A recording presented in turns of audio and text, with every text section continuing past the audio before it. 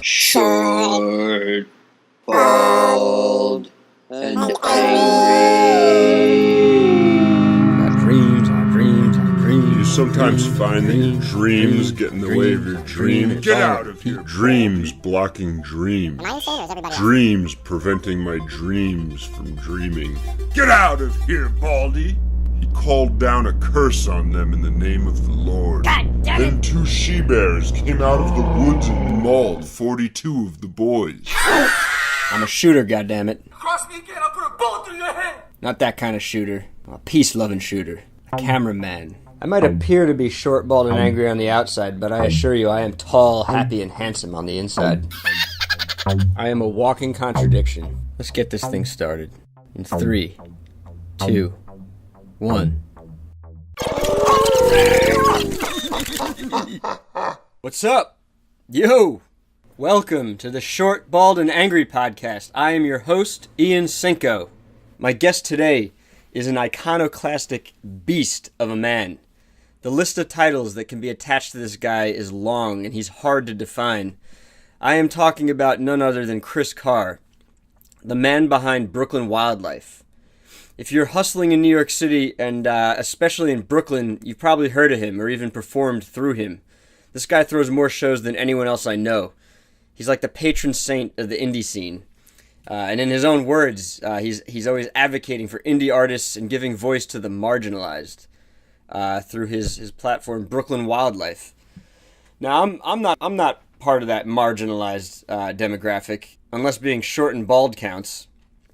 But I am an indie artist right now and have been for a long time. Right here on this podcast, Chris said I should do an artist book talk at an upcoming event. And we haven't talked since we recorded this, but hopefully that manifests, and you'll definitely be hearing about it if it happens. You'll see there's a ton to talk about and to promote with Chris. Too much for one podcast to contain. But on this episode, we are specifically promoting something I made him a bunch of art for. And if you're checking this episode out on YouTube, you can watch as I make that art. For the next month or so, we're promoting the 2018 Brooklyn Wildlife Summer Festival, which will be running August 31st to September 9th. If you're a performer looking to book a show, reach out to Chris at bkwildlife@gmail.com. And of course, all the links and contacts discussed here will be in the description below or wherever you're getting this episode. So I want to say thank you to all who listened to episode 1 of this podcast. I'm sure there will come a day where the excitement and novelty of releasing my podcast will sort of wear off. But right now I'm still riding the high, and I can't wait to record more of these things. If we've talked about you coming on and I haven't followed up, please forgive me. I am absolutely slammed with work right now. Like, I'm super busy, and finishing these podcasts takes time. But I'll be in touch, and don't hesitate to reach out. You know, if you want to get something on the calendar, reach out, book a session. You can reach me at ian.studiocinco@gmail.com. So shout out to my very good friend Christine Kane Stevens. We go back to high school. She's an amazing artist and a mom. You know, shout out to all the artist moms out there. It's not easy. It's no easy task to be an artist, and being a mom is even harder. So go team art moms. In addition to being an artist mama, Christine was the first and is currently my only supporter on Patreon. She very generously hopped in at the $5 level, and I call this $5 tier Club Cinco. By donating $5 per post, you become an honorary member of Studio Cinco.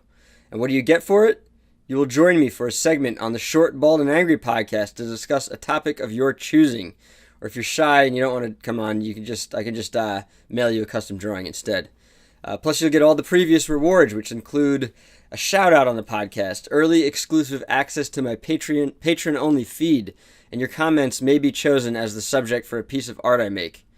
And I'll send you a sticker or two, depending on what I have laying around. I'm super excited to surprise you all with my sticker line coming out very soon. It's going to be really fun.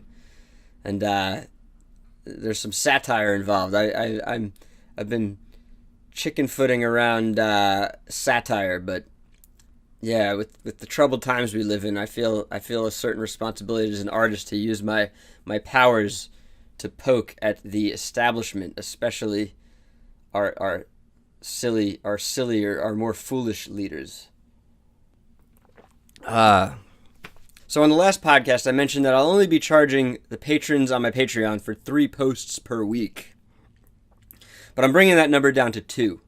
I will post and charge an average of 1 video every week and 2 max. If I have a prolific week, anything I post over 2 will be extra sauce, and I will not charge you for it. Maybe it will be part of the exclusive patron-only feed. But I'm not sure how I feel about this whole exclusive thing. You know, it's supposed to incentivize you to pay me and to become a patron, but I'd much rather just make everything public as I do it. You know, and some of my and with my guests who are coming on, you know, I'm helping promote them. You know, not that I have a huge following or anything, but if I post this late, or if I have to do this patron only exclusive feed, and then I have to make it public like a week or 2 weeks later, then I'm gonna miss the window to promote them. So I don't know. Yeah, I mean, what do you think about making content exclusive to my paying patrons only? Leave me some comments and some suggestions wherever you're seeing this. Let me know your thoughts on the exclusivity factor. You know, I'm conflicted. But anyway, for now, the next few podcasts will remain public to everybody. But seriously, please consider becoming my patron. If $5 per post is too much, please head over to my Patreon and check out my $1, my $2, my $3 options. And you can also customize your own donations as well. And please tell a friend to tell a friend. I need to start building a following if I'm going to have any future success at this art thing. You know, share my work with people you know who are into art, and maybe someone you know who needs some inspiration. Send them my way. I'm churning out new art every day, and I want to keep the momentum going. I want to keep growing. As long as we live in this strange capitalist system, money will be the thing that allows me to keep making my art. So please help me out. And please leave a comment after you check this out. It's lonely out here, you know? The artist life is very lonely. To be a productive artist, you got to be alone in the studio. So knowing that people are listening is the best kind of support. My mom left a comment after she listened, and she followed up with a text. And her text read, "Are you really angry, and have you been depressed about yourself?" Mom. You know, and depression is a real problem, you know, and it affects everyone, I believe, you know, in varying degrees. And I'm no exception. So yes, I am angry, and I have been depressed. It's been a hard, sad, disillusioning few years for me, but don't worry, Mom. I'm okay. I'm okay now. I'm actually doing great right now. And also my sister Jill, she watched, she commented. Thank you, Jill. She's always supportive of what I do. I love you, Jill. But before we get started, I just want to say a few more things about my esteemed guest, Chris Carr. I'm super excited to be presenting him, you know, and it's funny because this guy specializes in presenting people. He literally knows thousands and thousands of people and performers and artists, and he gives them a platform to amplify their voices. And like I said, he's literally the patron saint of promoting indie artists and marginalized voices. So who am I to be presenting him? You know, if the first episode is any indication of how the second will perform, I'm going to get about 30 listens and watches. But so what? You know? You have to start somewhere, and it's a true honor to be starting with Chris. I have to apologize to Chris for a few things, too. First off, I was late in posting this podcast. We missed the window to promote his West Coast Smash No Venues tour. He was just out touring on the West Coast, and he's back now. But he'll be doing a lot more of it, and for a long time to come. This guy does not stop. And he wants to perform for you in decentralized, non-traditional settings. You can book a show with him in your living room through Artery today. Second, I forgot to mention, Chris recently started a podcast of his own called Not Radio. And I'll be on it, or rather I was on it. By the time this episode posts, I will have already been a guest on Not Radio. And you can listen to it through bonfireradio.com between 3 to 6 p.m. on Tuesdays. And I think archive links will also be up on Brooklyn Wildlife's SoundCloud at a later time. So, and I'm also sorry for cutting you off, Chris. I was stepping on his words all over the place. You know, it's tricky because I don't want to totally disappear into the background of my podcast, but I definitely want to get better about not cutting off guests. I'm pretty sure Chris didn't mind. We had a great conversation.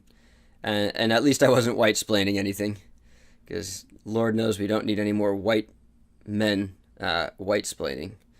With those apologies out of the way, I also want to apologize for something else I said this episode. Chris and I discussed polyamorous relationships briefly, and I commended him for how he does it.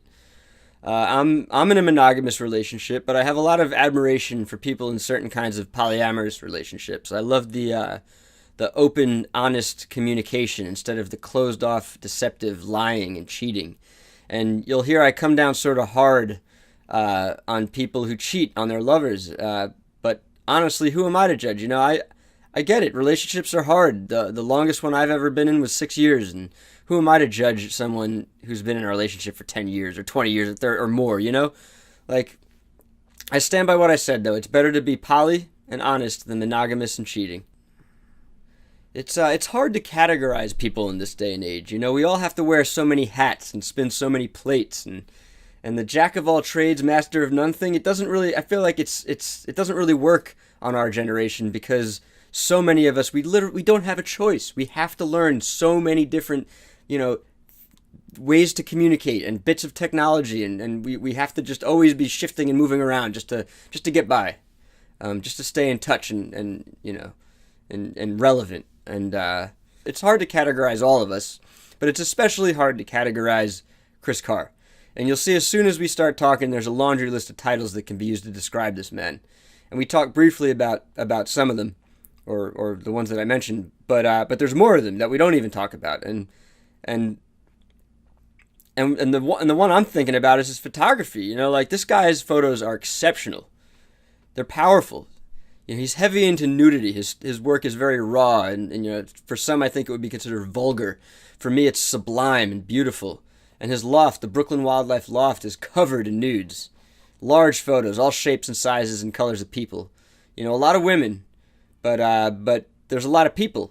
There's a lot of men, and him too, and there's a lot of penises. A lot of penis all over the place. Back when I was making Eugenio Cornelius' music video for Top of the Game, I was adamant that we needed someone's ball sack spray painted gold. And Eugenio backed out. He didn't want to do it. So I asked Chris, and he kind of shrugged. He was like, I don't know. I'm more of a dick man. And I always thought that was like a really funny thing to say. Like, I don't know. I'm more of a dick man. But just last year, I got into a fight with my roommate, and he called me an asshole. And it was fair. I can be mean sometimes. Refer back to the title of this podcast if you want to know what I mean. I'm angry and I'm mean. But needless to say, we didn't talk for a week. And finally, I texted him. I was like, you called me an asshole, but honestly, I think I'm more of a dick man. And he knew the Chris story, so he thought that was funny. And anyway, Chris Carr is most certainly a dick man. Dicks everywhere. You go to GAMBA FORREST, which is an art and literary space that he co-runs with Melissa Hunter Gurney, and you'll see his nudes all over the place. This kind of thing doesn't really shock me. As an artist who goes to a lot of nude figure drawing, I collaborate on a lot of weird art projects, and as a shooter, I get invited to some pretty erotic or strange parties and places. It doesn't shock me, but many guests and performers are taken aback at first. It's powerful stuff, and if you're not used to performing with a gigantic photo of a penis hanging over your shoulder, then you're gonna have a little psychological adjusting to do. But it's adult stuff, man. Everything with Chris Carr is adult. It's mature. He demands a high caliber of not just art and expression, but interactions as well. Being around Chris is always energizing. He's a whirlwind. There's always a show or a party that's throw, and I love hanging out at the Brooklyn Wildlife Loft. It's always enlightening. There's always like great conversation to be had, not just with him, but all the many people who are there. I've met so many people over the years just hanging out at the Brooklyn Wildlife Loft. So many different kinds of people, and there's always weed to be smoked if you want it.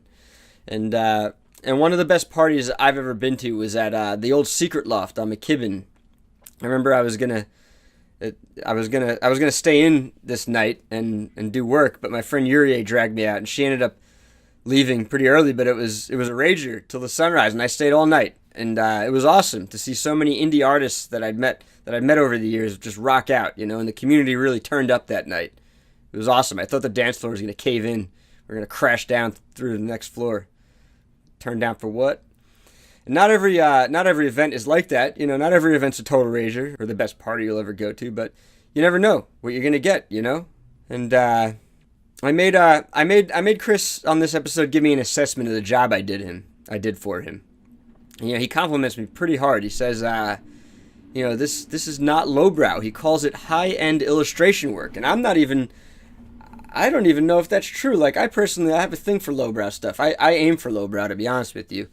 And high-end and illustration, those are lofty words. I don't know, but I'll take that compliment, man. Thank you very much.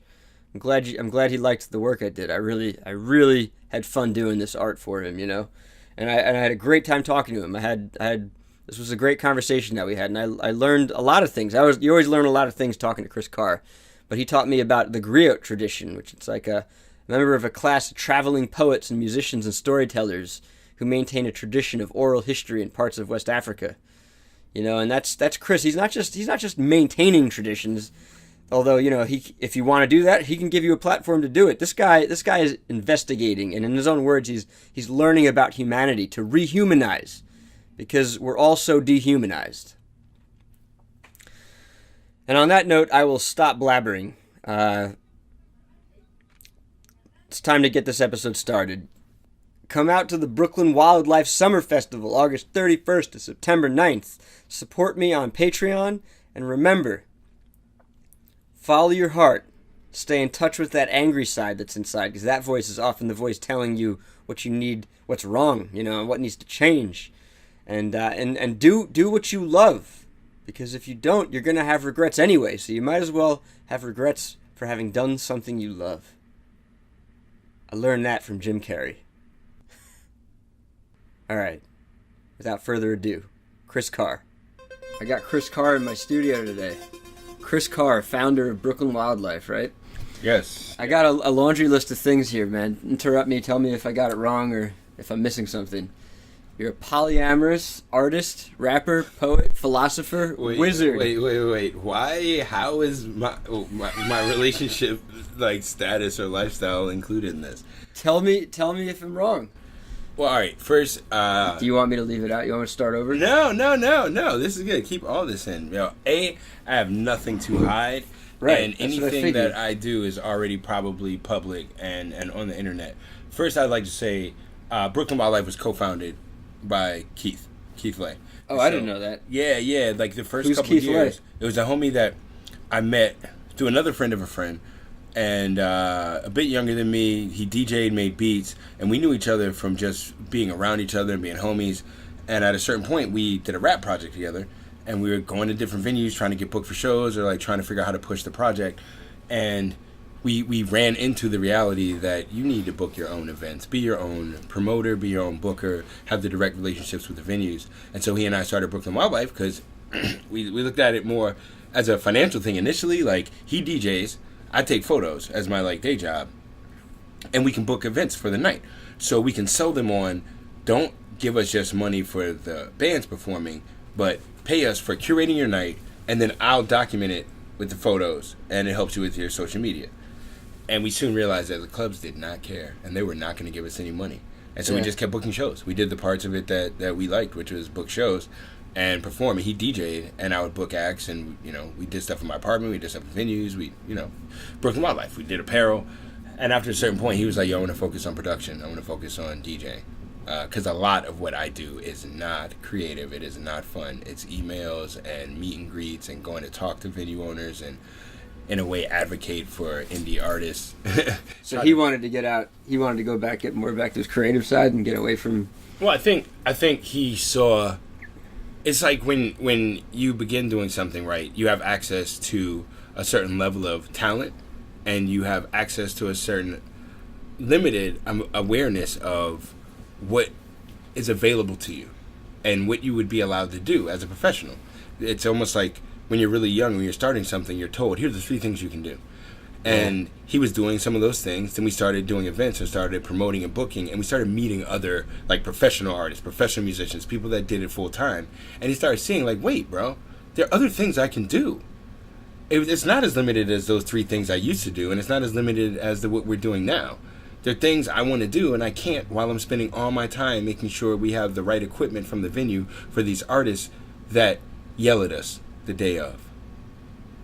What were they yelling? It wasn't. You get yelled at all the time when you run events, when you throw events, because there's always something wrong. Like when there's no money involved, I can't force the venue into certain things.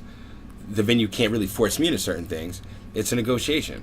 The artists that work with us normally are volunteering their time, and as a promoter, an event planner, and as the flyer maker, and as a photographer, I'm usually volunteering my time.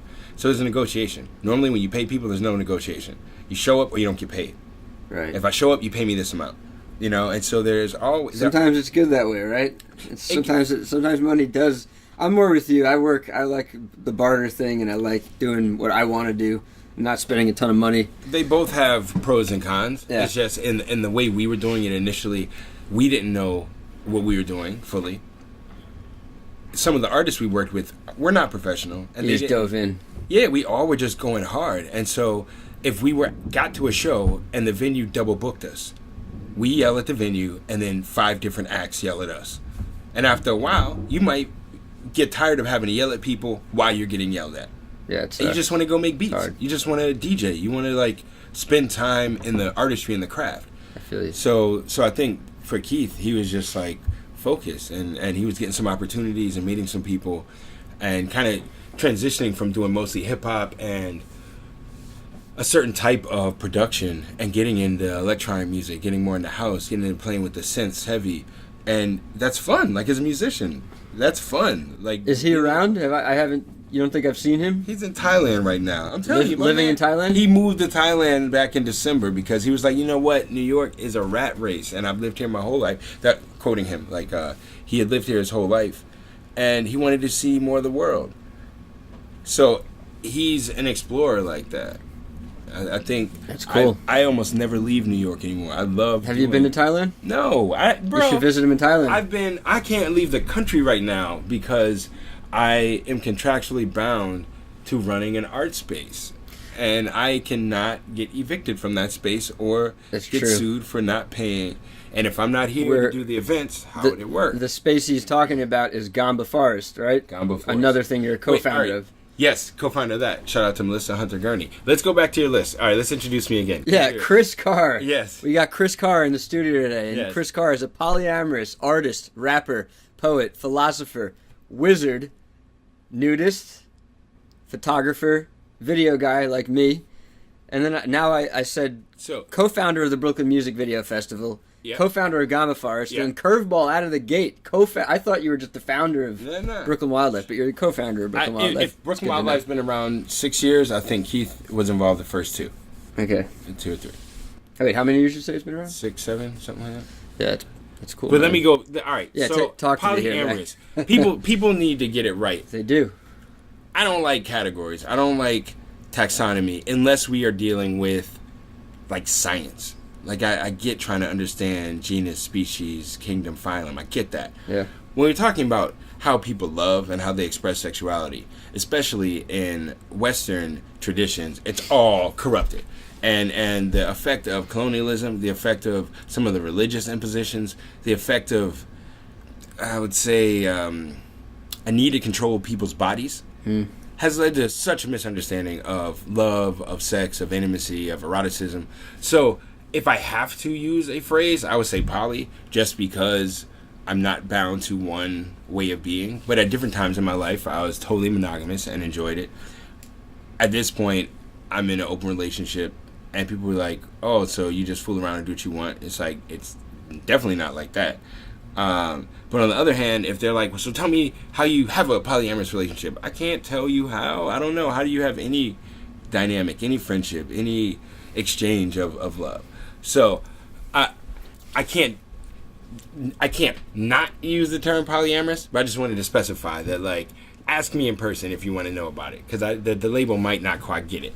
Do you outline like hardcore barriers and things with all your different partners, or is They're definitely barriers. I mean, Yeah. I run a space with a person I've been involved with for 6, 7 years, something. I don't know what year it is, but like for a long time. Yeah. So there are definitely boundaries, and there are definitely things that we both totally honest about. And like, I don't like this type of shit. I don't want to see certain things. I don't want to hear certain things. Other things, it's on you. Be respectful. Be responsible. Try not to be a bonehead. Like that's what I have to tell myself. Like, Yo, man, I respect the shit out of the way you do it, because I think the worst thing is people who are, a lot of people don't even categorize themselves as monogamous or polyamorous, but they go around cheating.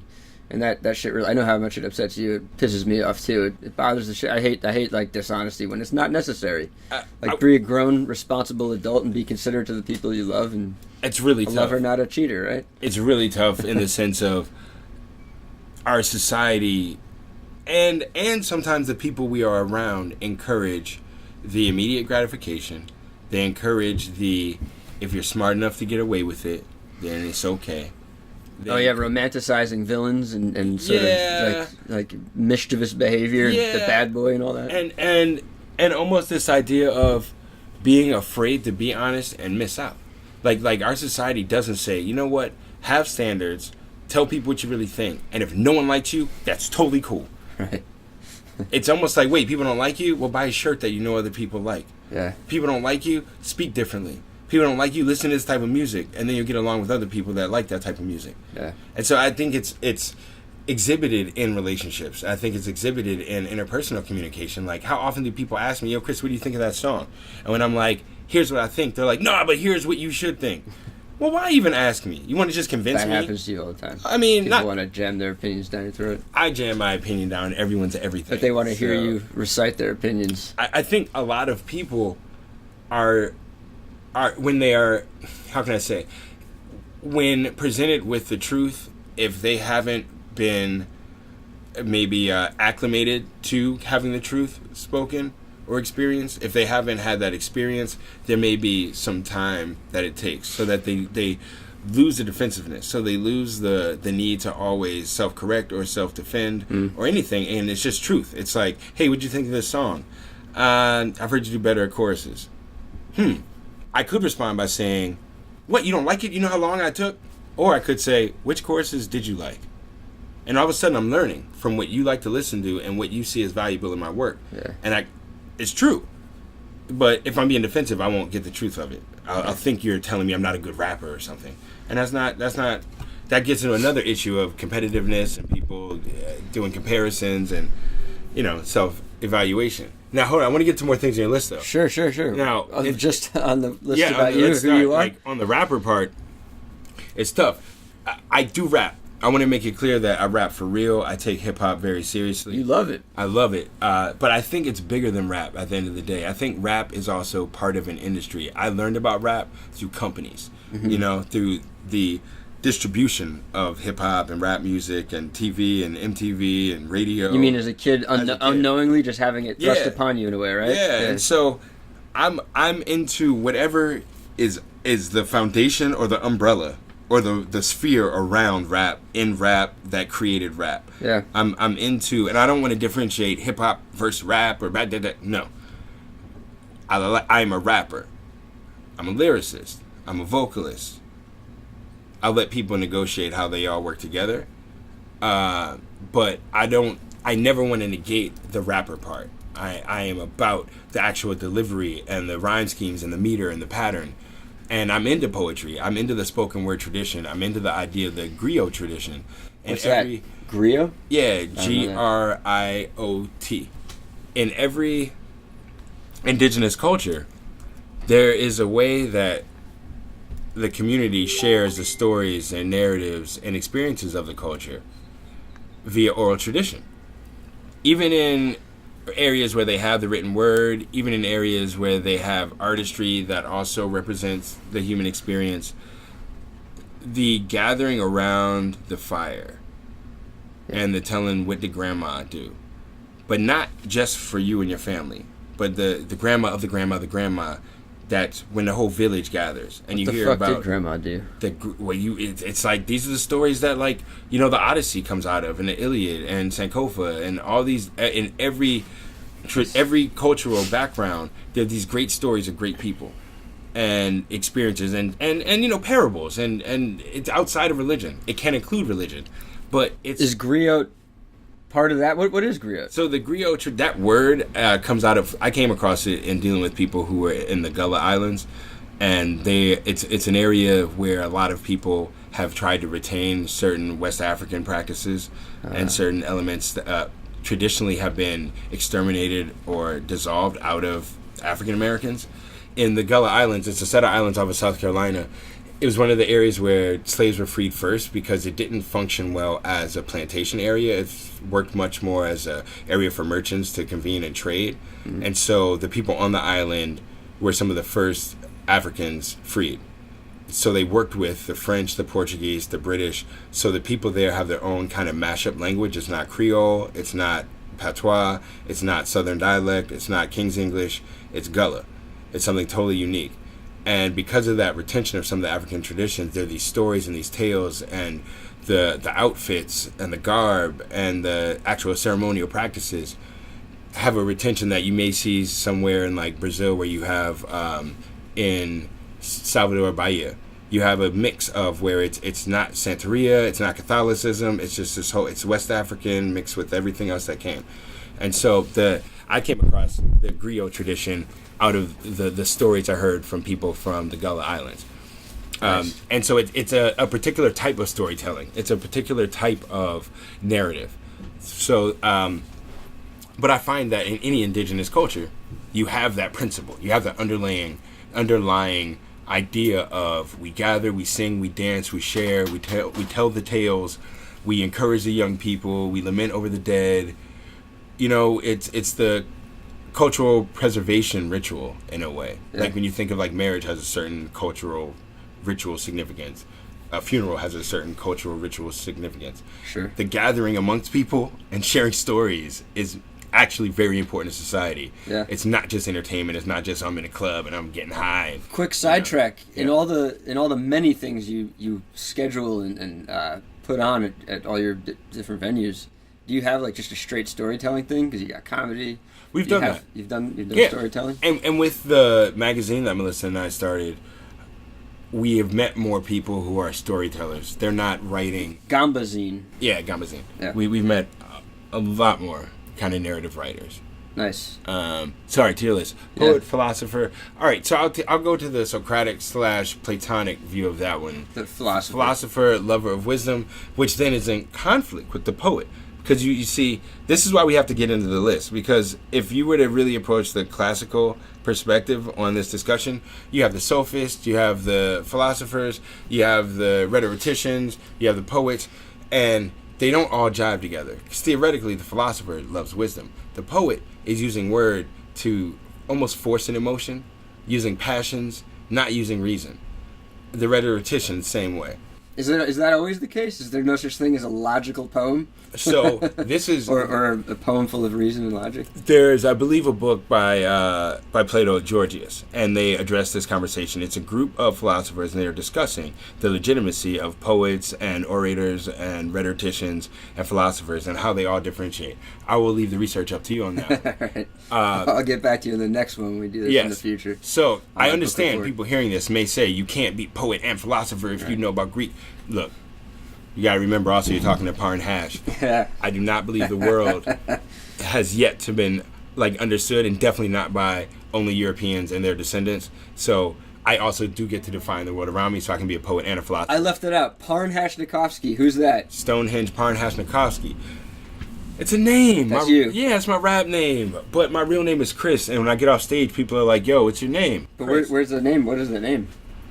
I made it up so people would learn my real name. Yeah, Stonehenge. My rap name used to be Stony Ashes, and that was just like, you know, from the earth, the fire purifies, you know. And then I had that was too young. That was like my youthful name, and it was also like I don't want to be associated with smoking weed all the time. And people, even if I wasn't high or I wasn't smoking weed, people might like Stony, like you getting stoned. And my rap group at that time was called Rosetta Stoned, and you know, Ashes. And so I needed something a bit more grounded, something a bit more serious. Mm-hmm. Stonehenge, the monolith. Oh, that's awesome. Like, totally mystical. Like, tap into the universal energy. We might open up a Stargate, you know? And then ParnhashNakovsky came about as a result of watching The Imaginarium of Dr. Parnassus, which was the last film Heath Ledger was in. Then learning that there was his name is post that film. He's in the first third or half of it, and then because he passed away while they were shooting it, they had to flip in Johnny Terry Depp. Gilliam's movie where Terry Gilliam's had some terrible luck with a lot of his movies in recent years. But super trippy movie. And I'm somewhat of a fan of Terry Gilliam. Yeah. So, and then in the film, you walk through a mirror, and it's kind of a reflection of your dreams, desires, mistakes, all these things, responsibilities to people, which I'm going to love. Yeah. And then I found out that there was this old Greek myth about the mountain of Parnassus. And I was like, oh, so it goes even deeper. And then, my friend, who will remain nameless, came across a bunch of hashish, and somehow that was attributed to Parnhash. Yes. And then my other friend bought me a Russian fur hat. Nakovsky. And then there's Stonehenge, Parnhash. That's a lot of stuff. I mean, that makes sense. You go to a Chris Carr event and you don't know what you're gonna get, but B, it's gonna be loaded, whatever it is. It's gonna be chock full of all kinds of shit coming out of left field. It's a lot. We're not surface level around here. No, you go deep, but you're clever and you're witty with it. It's awesome. Thank you. Now let me see. What's our next part? Wizard, man. Definitely Wizard. I feel like is a conversation we could dedicate just one podcast to. It's something I'm reluctant to call myself, but I can acknowledge how I am very much a wizard. In what way? Why would you tell me? Tell me about this. Well, if you think about reality, you can live your life assuming reality is going to turn you into everything. But you can also assume that you have somewhat of a control over the reality. I'm a magician, man. I make magic happen with my art. And I can make it 3D. I can do 3D. I could take my two-dimensional drawings and animate them someday. I could take that and do three-dimensional animations. It could turn into anything. I mean, you look at what people do in entertainment nowadays. It's not that hard to imagine making anything happen, really. But wizardry. What's your stance on the wizardry? Because we can come at it from so many angles. You brought up a number of things I want to address. First, before I get back to the wizardry part, Albrecht Dürer, who's a Reformation artist, one of the famous for those hands. A number of works. He's also famous for him, Van Gogh, and I forget who else. Oh, Rembrandt. 3 of the most prolific self-portrait artists. And I get criticism for doing so many self-portraits, but I fucking love doing them for a lot of reasons. So it's good. He's one of them. He is known for the Christomorphic portrait. So one of the things Albrecht Dürer did, Google that right now. He helped establish the image of the white Jesus in looking regal and strong, almost like a king with the long flowing blonde hair. Prior to that, the images of Jesus were, if you look in the Russian Orthodox Church, kind of dark, gaunt face, hair pulled back. The other images were of Jesus on the cross or being dragged from the cross. It wasn't looking too popping. It wasn't a good look for Jesus. But Christomorphic portrait, Albrecht Dürer. And he had been doing etchings and doing paintings and doing images for this one. You see it? No, there it is, that one. So he'd been doing these images for princely courts and for their. Oh yeah, and super famous. So then he did this one piece, and it was an image like of himself, and then that image then became a template for other images of Jesus, because he took his image of himself and put it in God. And the reason he did this because he viewed the artist utilized a form of creativity and energy similar to God. That the artist was the only form of human that creates out of nothing, that has the power to create, destroy in the same way, and its influence over other people. And it ties into a concept of akaripoiton, which is a Greek word and means like art made without the hands of man, or without man's hands, something like that. And it's the idea of like when someone wiped their face and the image of Jesus was in it, or like these things that happen without an artist doing it. And that's the real artistry, is the way when God leaves its imprint on the world. And he views the artist as being a vessel for that type of activity. But, all right, so to get back to wizardry. God, yeah, I just want to ask like 20 questions, but let's stick to wizardry. To get back to wizardry. I usually say that so I don't have to explain to everyone all the different things that I do. If someone asks me, are you an MC, are you a vocalist, are you a photographer, are you a videographer, I answer, yeah, all of them. Yeah. But which one do you do? All of them. But no, which one do you like more? Why do I have to, which kid do you like more? I don't know. Like, at different times in my life, I do these things. The one who's not annoying me right now, that's the one I like more. You know? And so I think I just started saying wizard so that people would let me hold it, like not try to pick it apart and just get to know me and figure out what I'm really about. I made the mistake of saying I'm a pirate about a week or two ago, and the person looked at me and was like, because I was thinking, I'm like, yeah, I'm like a pirate, man. I'm like on the high seas. I don't have any guaranteed food source. Any of the supplies we have are running out. The boat got a hole in it. The crew got scurvy. Some of them went crazy already, jumped ship. other pirates are attacking us. The government doesn't like us. And you're getting away with booty. You know? You're literally shooting some booty. But we're getting not. away with That's we're like the pirates that aren't winning, bro. Like we're just staying alive. We're waiting to find that treasure chest that was left for us, because we're not taking over people. We're not like the bad pirates. See, so that's where I messed up. Right. I in my mind have this idea of like, no, this type of pirate. So I say this to this young lady, and she's like, "What do you mean you're a pirate?" And I explain what I just did, and she's like, "Yo, pirates are violent and da da da." And I was like, "No, different types of pirates. Like you're thinking like." Evil pirates. I'm thinking, I'm from a different cultural background. I mean, like, this type of pirate. She's like, yeah, well, as a person who was held at gunpoint on a boat off the coast of Russia. She was? Yes. And so I'm sitting there like, oh, shit. Did not mean to do this. Yeah. And then, of course, how dumb am I? I don't just apologize and shut up. I'm like, well, it's like different. Like, maybe we're from different cultural backgrounds. So when you think of pirate, you think of one thing. I don't think Russian pirates off the coast that hold people at gunpoint. I'm thinking like at a certain point during the transcontinental slave trade and colonialism, there were people off the African coast and off the coast of the Caribbean islands that were disruptive to that process and messed up the trade that was relating to slavery and mistreatment of people. In a way, could make them heroes. Hero pirates. She looked at me like, you gotta be kidding me, bro. Get the hell out of here with that. And, you know what? She's right. You know what? She's right. That's not what pirates were really doing. That's me because I went to school too long. I don't know. Trying to play off of people's shit. I don't know, man. I think there's probably some good pirates and bad pirates and pirates in between. She gave me the definition of pirates.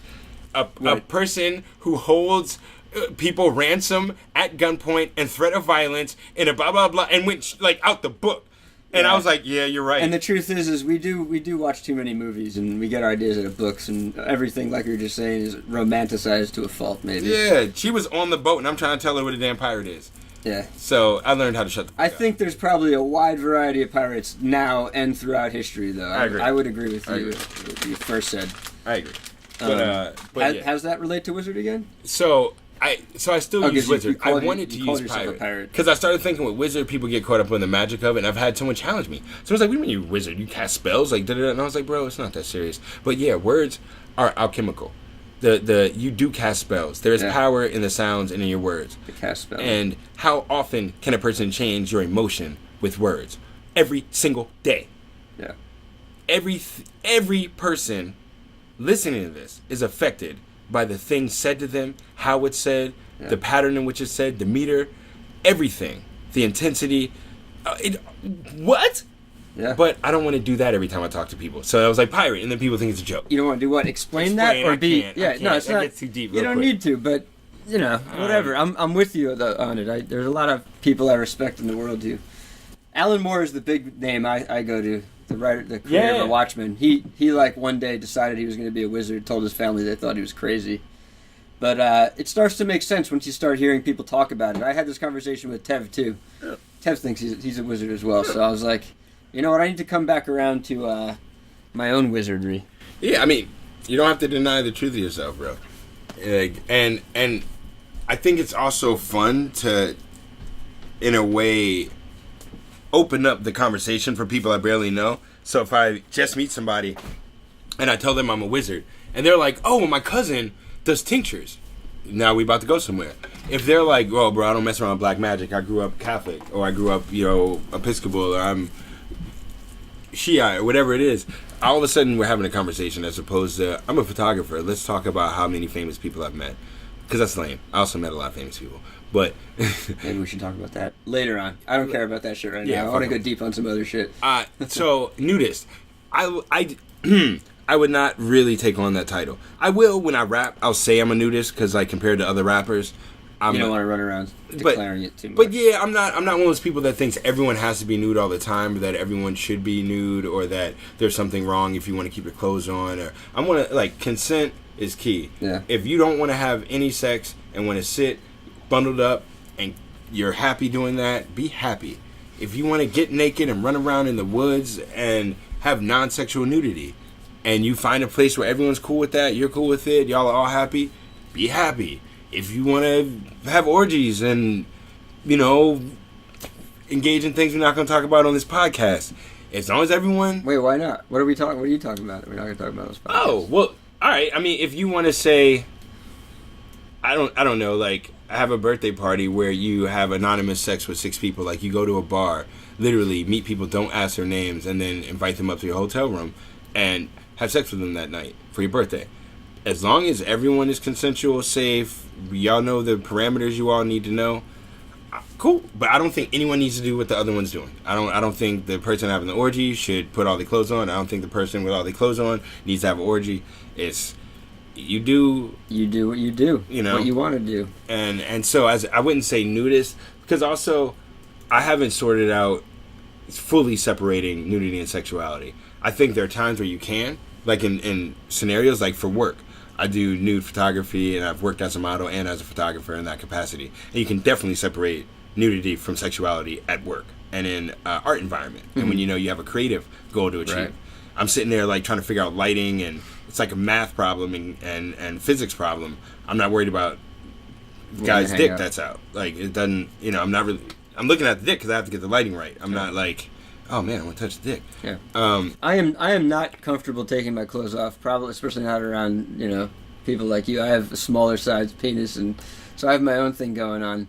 But I've been around a lot of nude people, and I'm very comfortable around it. But it's the kind of thing that gets people all like giggling or like anxious and stupid sometimes. And it's like this is all of us, It's like when people get really angry at it. Like there's that guy at Bazaar Bar who's always naked. You know what I'm talking about. Yeah, we'll leave him nameless, but I know you're talking about. I was there several nights where like someone who obviously doesn't go there all the time is like, what the fuck is up with this naked guy? And it's like, do you know where you are?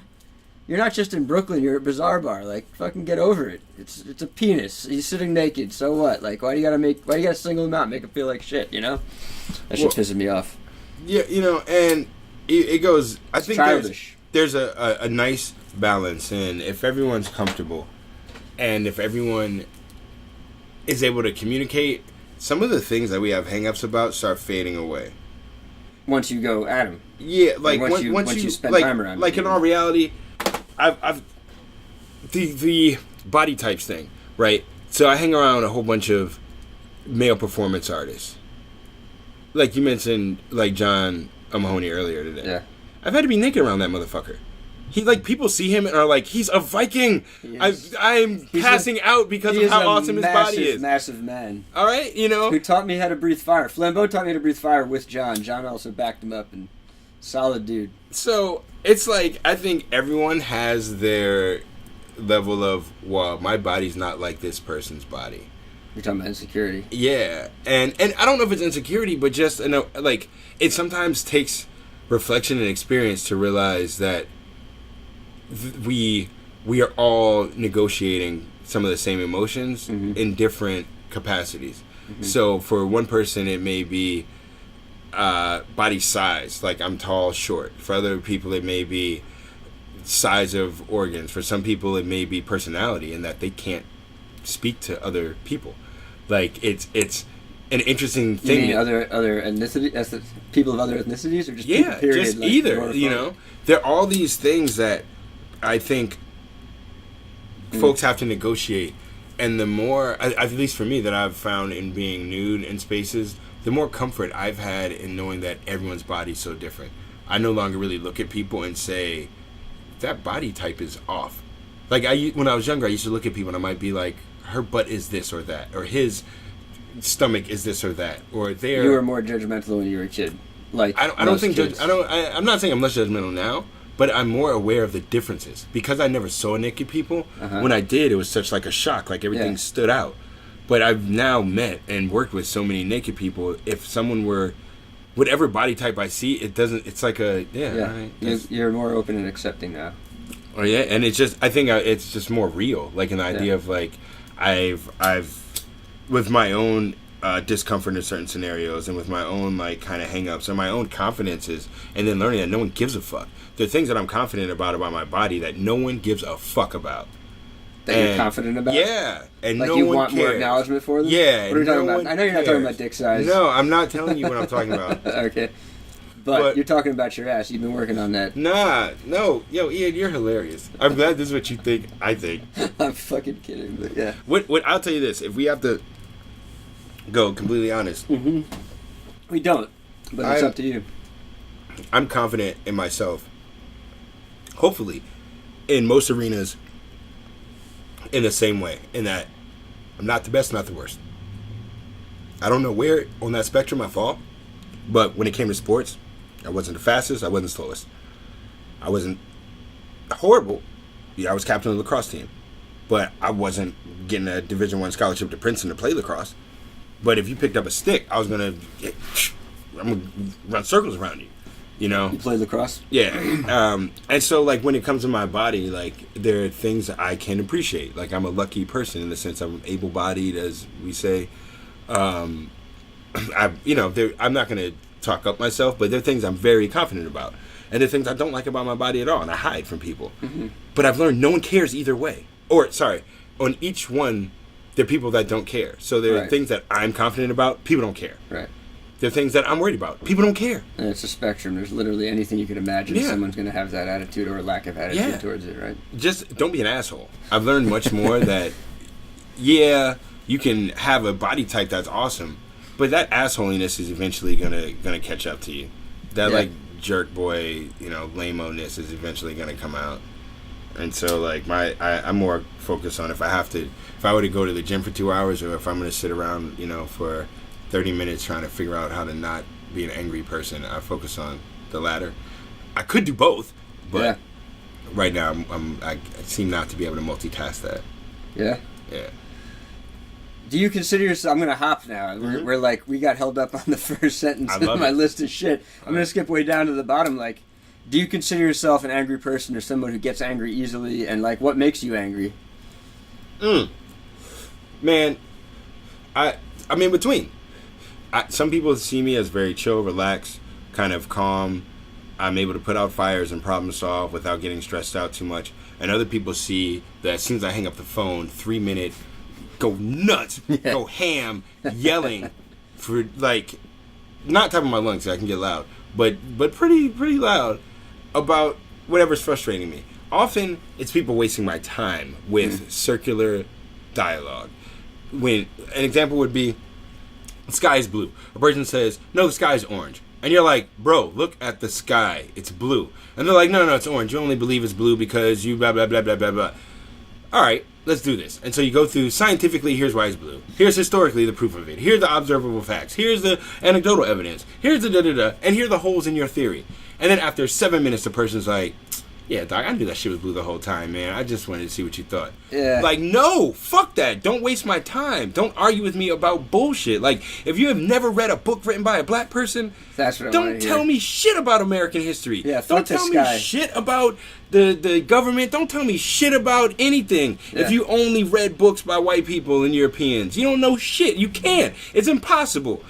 They don't make up the majority of the world. How the... Anyway, so you see? Yeah, see, I mean, I know how you get angry. I see where it comes in because I follow the shit out of you, man. You're like, it ranges from like the super entertaining where you're out on the street in Bushwick where there's like the walking art tour where they're taking like tourists around and showing them graffiti, and Chris just goes like literally walks right through the middle of them doing a selfie video, just talking shit about the whole thing. I love it. That's super entertaining and funny. I got him. That's a form of anger. But then there's what you just said, and like that. That's meaningful, and I like how you force everybody to think, because you are like, in addition to just bringing everybody together through Brooklyn Wildlife and GAMBA and all the many things you do, you end up having like a wide range of people, not just ages, but thought, like people that come from different thought backgrounds essentially, and you make them question all the shit that matters. I feel like, and everything from the use of the N-word and bitch to really even what they're saying, like what's the substance, and you demand a higher caliber, not just a craft, but like, what are you fucking saying? Like, you bring everybody up, man, in a big way. I appreciate you don't let people get away with bullshit. It's you call out bullshit like crazy. I was trying to keep myself accountable. The more I have the discussion, the more people call me out. It was really easy for me. Yeah, I mean, it also starts a lot of arguments. Yeah, but it's totally worth it to me in the sense of I am investigating. I'm trying to learn about humanity. I'm trying to rehumanize in the sense of we get objectified, we get dehumanized in a lot of the media, all of us. Mm-hmm. And as a young black male, I think there's a particular way it's done. And I don't want to be angry all the time. I don't want to be fighting against something all the time. I want to be building something. Yeah. And part of that process, though, is Let's excavate. Let's dig up these bones. Let's get them out the closet. Let's figure out what's really going on out here in this time and space. And that can be difficult if you actually have an experience of diversity. If I don't want to go too far from this, but a lot of people, especially in the art realm, talk about diversity and inclusion and safe spaces and tolerance. The reality of tolerance isn't a Palestinian and an Israeli at your art show who both say fuck the government.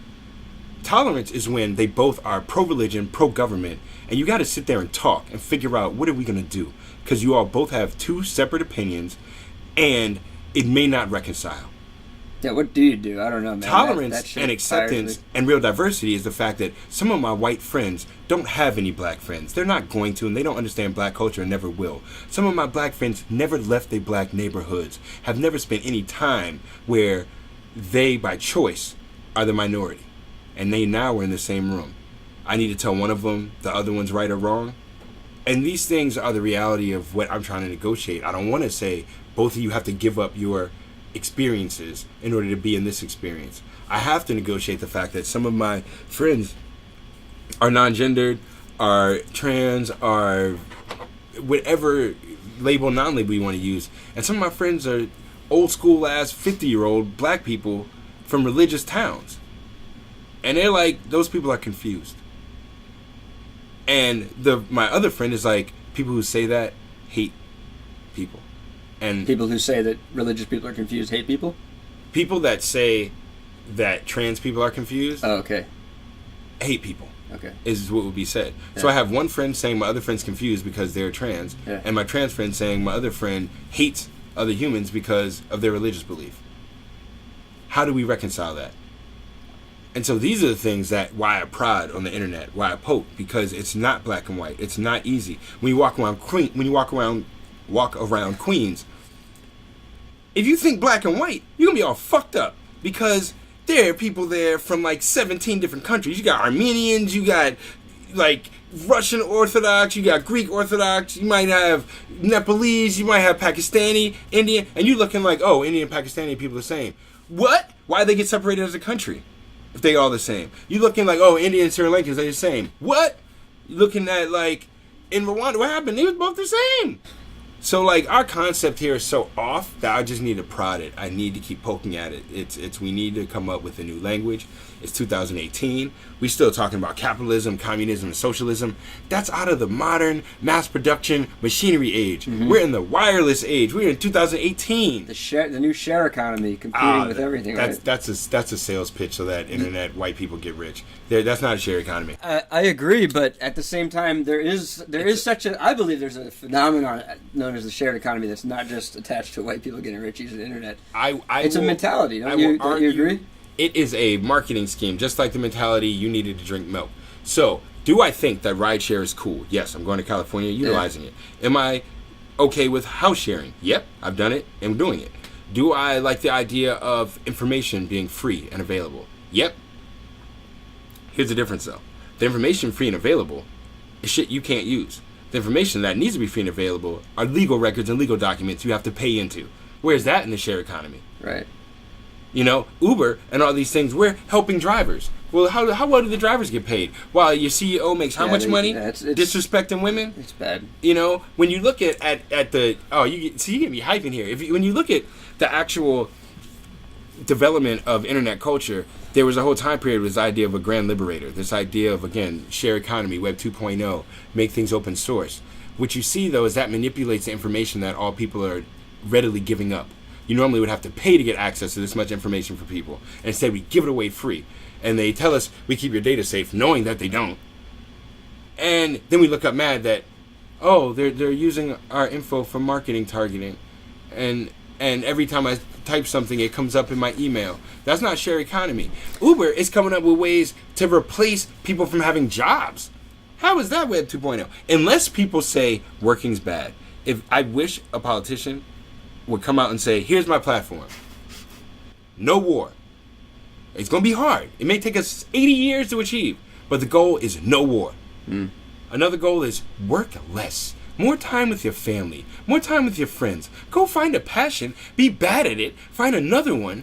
Be good at it. Realize then there are 3 other things you want to do and live your lives. I'm not hearing that. I'm not. You don't hearing think that. any of that's And ever possible? The huh? web 2.0 is not leading to that. It's leading to more people out of jobs and having to do jobs that they won't like and won't be able to control. Yeah. The web 2.0 is funneling money into the hands of very few Silicon Valley companies that have a lot of market space, and because of our antitrust laws were made in the Bronze Age, basically, we can't do anything about it. When you have AT&T, I can't remember, they're merging with a huge company, and they're complaining because the government was like, whoa, this might violate antitrust stuff. And they're like, whoa. These new internet companies occupy this much of the marketplace. They're not stopped from that. If we do, we'll only take up this. But it's like, yeah, but between the 4 of y'all own up all this. That's all wrong. So man. I'm It's dark. I mean, I'm gonna if I'm hopping on the other side of the argument, I probably mostly agree with you. you know. But yeah, so I these are the things that make me angry. Yeah. I want more peace. What other new names? You said we're still talking about socialism, capitalism, and all that communism and bullshit. What names are new things that are going on as you see it? I mean, cryptocurrency, Right. And the idea of not a new world order in the sense, but some unified currency. You can see governments going more towards consolidation, with a little bit of fragmenting, but at the end game, it is a bit more towards consolidation. You're seeing a rise of right-wing nationalist policies, and Europeans recognizing that they are not having enough babies, and their countries are having to deal with the consequences of their colonial activities, and the places they've destroyed, they can't handle then bringing in the citizens from those places, which then increases antipathy. So you have this, like, things getting more homogenous, even though they could be far more diverse. And so I think economically, you're going to see a development of new economic models that deal with, like, you don't have the Eastern Bloc, you don't have the Western Hemisphere like this, you don't have certain countries not producing, you have independent states now in Africa that weren't independent 15, 20 years ago, and resource management that's different. So I honestly think you're going to have a re-understanding of how economy works. How does money move? How are our goods and services provided? And what is the impetus? What is the driving force of capital exchange? Is it the marketing, the consumerist drive? Is it the need for things? Is it the knowing ability to push things on people? Is it the need for labor? Is it, all these things need to just be reconsidered. Would you believe that we could get off fossil fuels and change the way we, like, literally create, like, we can, sure, hundreds of thousands, millions of jobs around it, right? Like that could be a healthy change, but we're stuck. You gotta talk to all these old rich people. We need to go, not just old rich people, right? Those are the oligarchy, all the people who are in charge of everything. Yeah, I mean, all around the world, you'd have to get the old rich people in Russia, the old rich people in Saudi Arabia, the old rich people in Oman, the old rich people in the U.S., the old rich people in Venezuela, the old rich people, and all of them have to then say, we'll just not make money. Unfortunately, they have to be the ones to do it. Yeah, no, but don't you think they could still make a healthy living? You don't think that they could? No, the amount of unfortunately, I don't think most things in life are a zero-sum game or like a pie where there are only a limited number of slices. When it comes to government, I don't think so. I think that, like, when it comes to love, there's endless amounts of love. It's not I like agree with pie. love, yeah. Right. When it comes to natural resources, theoretically, there are limited number. Their resources are limited, but that's really usually a management and distribution and how much money can be made from it problem. Right. There is enough land to grow enough food to feed all the people in the world. Right. I don't know how many times over. Yeah. In places like Ethiopia, they're growing coffee instead of edible food. And when they grow it and sell it, that's where coffee started. They don't get enough money to then buy the food that's being sent in from other places. Yeah. That's mismanagement. So it would require the top down, the people who control the structure of what allows for distribution. If you don't have oil, there's no gas, you can't get your fruit certain places. Well, if people can deliver with drones, that starts changing things. Now, solar drones. If you have to ask though. Now you're using batteries. Now you're using materials that don't necessarily break down and you can't deal with in certain places without heavy regulation. So in places with bad governments, Yeah, you can have solar power everywhere, and you can use battery-powered cars everywhere. What happens when the car dies? You're going to poison the natural land. And we're back to the same problem as oil. So I think the whole concept is off. We got to go back to the, like, what are we doing? Yeah. Are we talking sustainability, or are we talking make money? Unfortunately, it's always going to be make money, and that's not going away. And we We'll need, see. like, in the next 10 years to turn it around. Yeah.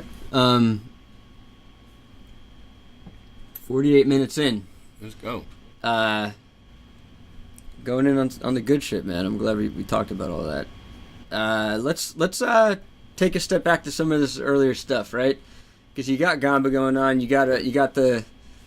Before I jump into what video we're looking at here, you're about to go on a West Coast tour. Yes, sir. You're about to take yourself out on the West Coast. You have a one-way ticket. Yep. You want to tell us about it? Yeah, I went to Texas back in March for South by Southwest, and instead of going down there with shows booked, and instead of going down there with a project to try to push marketing, PR, any of that stuff, we went during the interactive week. So it was mostly internet startups, people at like conferences. There were a couple shows, but we were able to, like, the day we got there, book a show downtown. Whereas during the music week, impossible. Cost you it's like crazy. $500. I was there for first it's South by EDU. That was it. And then the tech side comes in, and then the music happens. I saw all the transitions. It's like all of it's crazy, but you can see it gets incrementally crazier with each shift, man. Yeah, so we went there with no shows planned, met people, set up shows. Yeah. Went and performed on rooftops, people's backyards. We did this house way outside of town that was an old, like, Confederate, like, landmark. It was super weird playing there.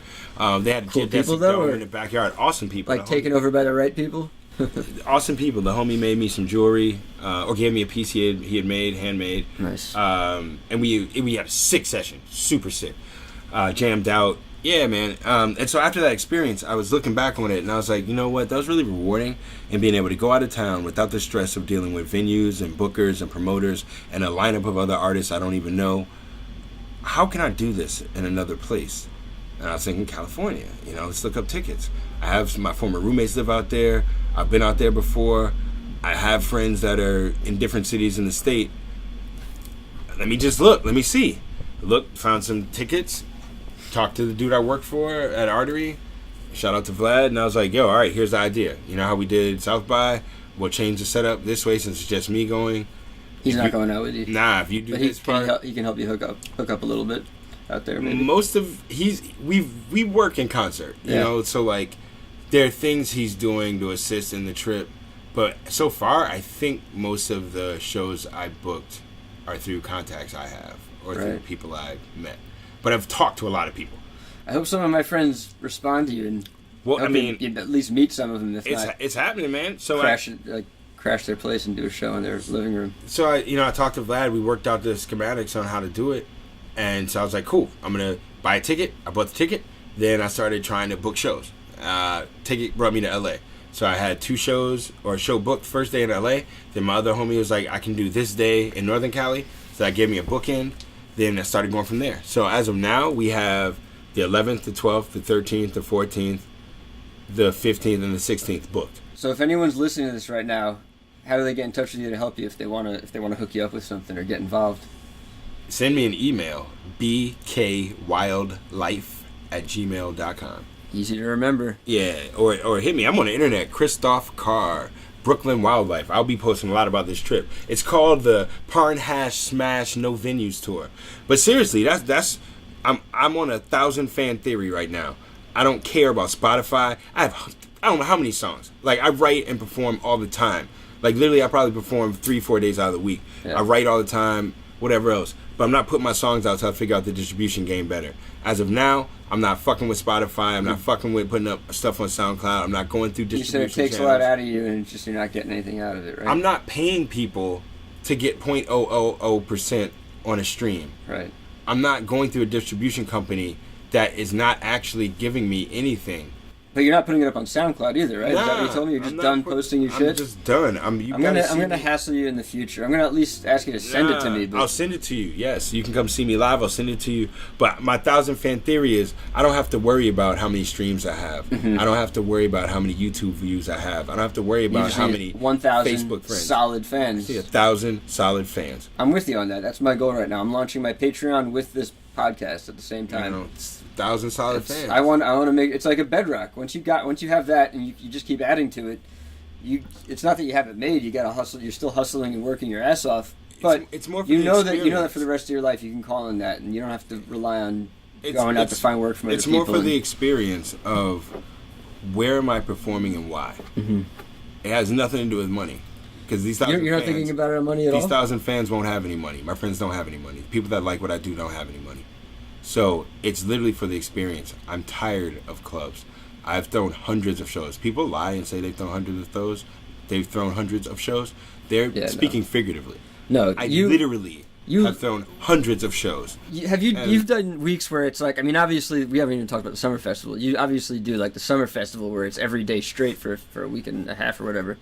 But what's your record in terms of like shows that you're throwing consecutive days and shit? Do you know that? We did 30 days of art, bro. It's just every day for 30 days at least. Yeah, you literally... I don't know anyone who does as many shows as you, and I know a lot of musicians and performers and all kinds of wild people. Yeah, so I've been in the club. I'm the dude when it's like, you want to meet me in the club. Bama's like, whoa, you got your computer in the club? Yeah, it's my office, bro. Like, actually, I work for the club, you know? So... doing this, it's really about the experience, man. When you only get to perform in clubs, it's after a certain time. It's usually dark. When it's not dark, it's weird lighting. The sound is a certain way. Yeah. You have to sell drinks in order to make money, really, at almost any bar. They can tell you what to say. 2 grand minimum a night or something? I mean, it just depends on the bar. Yeah. Or if you want to get paid, you have to get enough people to buy drinks so you get a percentage. Right. Or you have to charge your friends to pay an exorbitant door fee because you're paying for the sound man and security people that night. And I just like the idea of 1,000 like people. Like I wish there was a better word than fans, but like where we exchange, where like in the course of that year or two when I'm traveling and I'm rocking out or we're doing shows, I'd rather do 100 shows for 20 people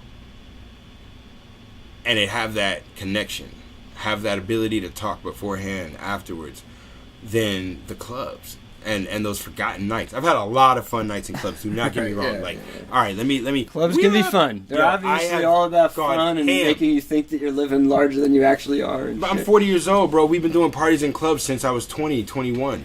You know, I did parties in Atlanta, parties in D.C., living in New York. I've toured going from New York down to Texas, New York down to Florida, New York out to Chicago, up and down Cali twice before. Overseas, you know, where the promoter fucks up your plane ticket and has you flying out the wrong country, and you gotta be at the airport begging some lady who doesn't speak English to fix the ticket.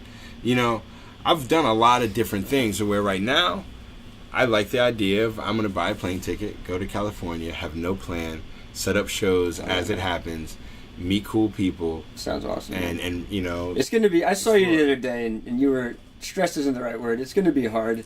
And things aren't all locked in, but it's amazing. It's really inspiring to see someone like you who does like already so many different things find a way to like inject a whole new like inspiration or excitement into what you do, man. We gotta do it. The world is big, yo. You live in New York. It's amazing. It's like golden handcuffs, though. Like you're just kind of stuck handcuffs. Here. Yeah, that's a good image. I should draw that for you in the future, man. Yeah, I mean, it's like you it's so valuable. You're bound by it. If we ever make a video together, I already did O'Henny's gold video. I'll do. You get the cuffs though. Yeah. We'll do something. Cool. So, but yes, I was going to ask you up here. I had this question: like, what do you tell people when they tell you need to focus on one thing? Shut the fuck up. Yeah, shut the fuck up. That's what I say too, man. That's all you got. So, I mean, that's pretty. And then you smack their ass. Like, no. Left, right, maybe a little like flick underneath the chin or the nose. Oh yeah, Will Smith just gave somebody a good pop, like you do a kid. Yeah, some dude on a paparazzi line. You got too close on him. He's like, "Yo, back up!" Gave him a little quick one. But no. All right, in all seriousness, I would say. I get the benefit of being a specialist. I understand why some people only want to focus on one thing. My brain is just not wired for that, and my approach to life isn't really wired for that. I am not happy with that. and my art is informed by all the other things that I do. The fact that I throw events helps me understand how other things in life work. The fact that I make music helps me understand how other things work. The fact that I take photos, the fact that, all these different art forms and orientations to creative expression and exchanging with people and trying to listen to how other people view the world from different backgrounds allows me to have a much more holistic view of the world. Like when I was a medievalist, or like when I was in school and I was only... I love that. You're the only one I know who says that, man. When I was a medievalist. We could have a conversation about the ideological construction of orthodoxy and heresy that could go on for 40 minutes, and it would be very interesting. Another one. Yeah, I want to do that. But if you're into it. And if you're not, and you wanted to have a discussion about, let's say, Duchamp and the Dadaist movement, I didn't take any art history classes that dealt with contemporary time. I didn't know. I wouldn't have known it. I learned that from being around artists. I learned about that stuff from sitting around the room with my friends. That's an exciting period in art history. I remember a moment in our history class where we got to, I guess it was Duchamp. I forget which piece. He made a bunch of ready-made shit.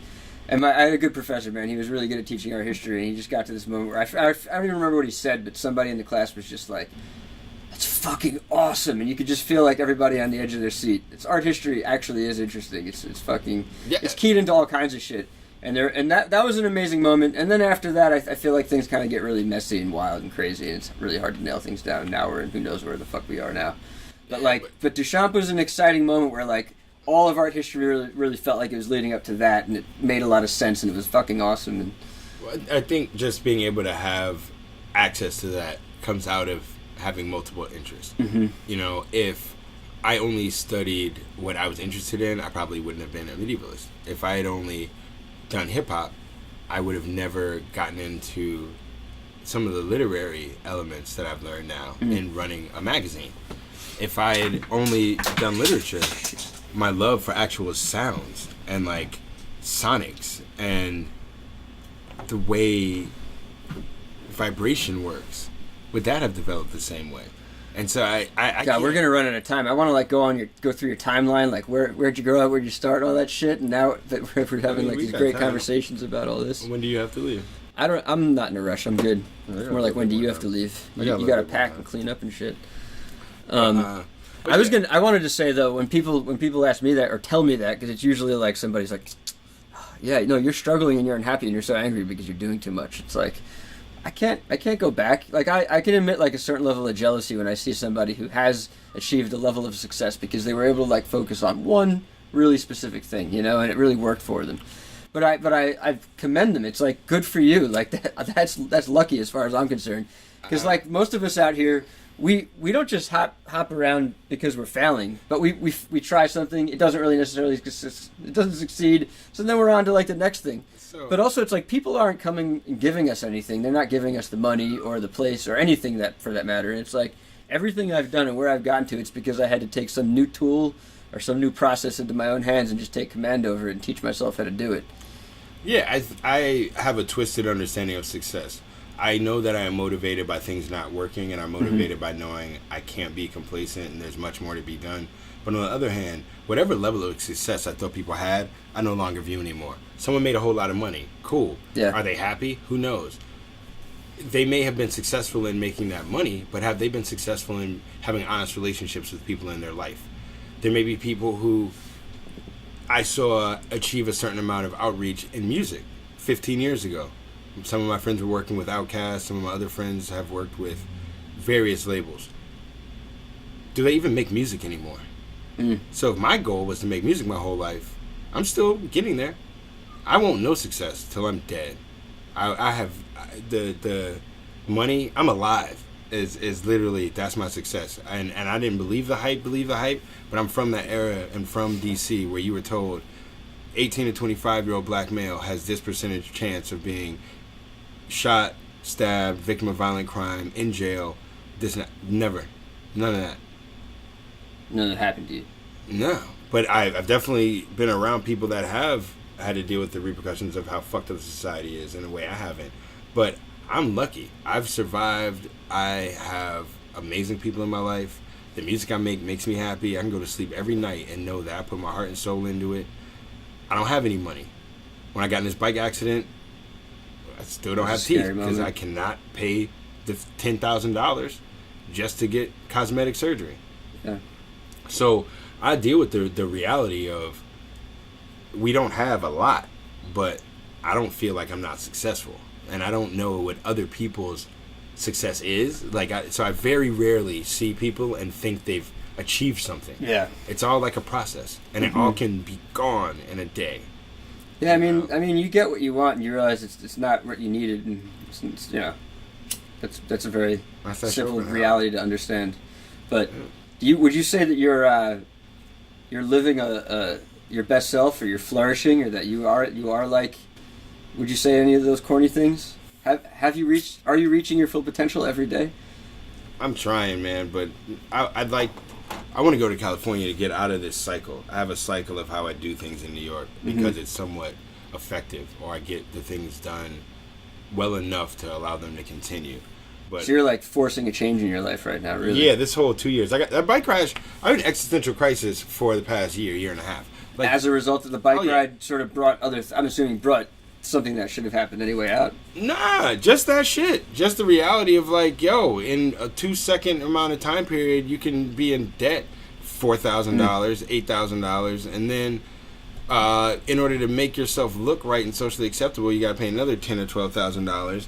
Yeah. And in order to do those things, you have to get surgeries. I mean, you can't work. And what happens when you can't work? You almost get evicted. And then what happens when you almost get evicted? You got to say, all right, what the fuck am I doing? Why do I want to really stay here? Like, if I'm going to do all this shit to stay here, why? And what's the purpose? And do I need to be in the club all the fucking time? You know, are there things in my art that I'm not able to do because I've been keeping up this pattern? And so I'm in the process of breaking those patterns. I'm trying to, jog. I started drinking green juices and fruit juice every day. Yeah, man. I am trying to be more direct and honest with people. I'm trying to make sure that I don't allow people to take advantage of me while not being just mean or like aggro for no reason. I am a mess. Like I would never tell people to do what I do or live like I live.